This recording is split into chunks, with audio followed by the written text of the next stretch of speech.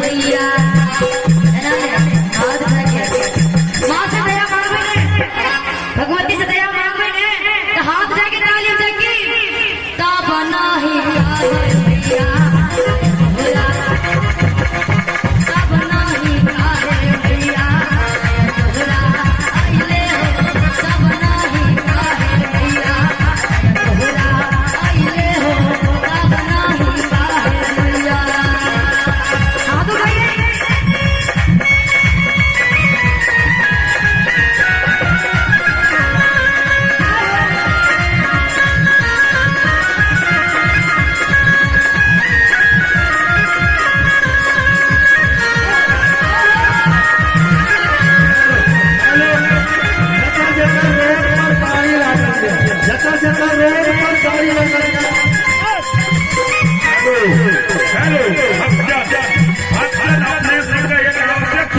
गाड़ी लगेने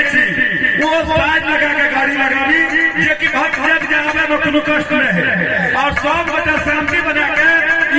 कीर्तन के देखल जाओ और शांति बना जाओ। रोड पर जे दियो गाड़ी लगा रहल छी वो अपन अपन गाड़ी की निगरानी रखू,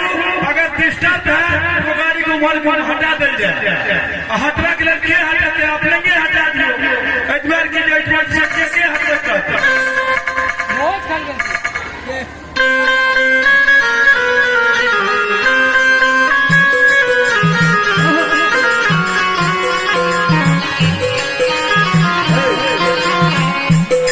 ध्वनि विस्तारक यंत्र के माध्यम से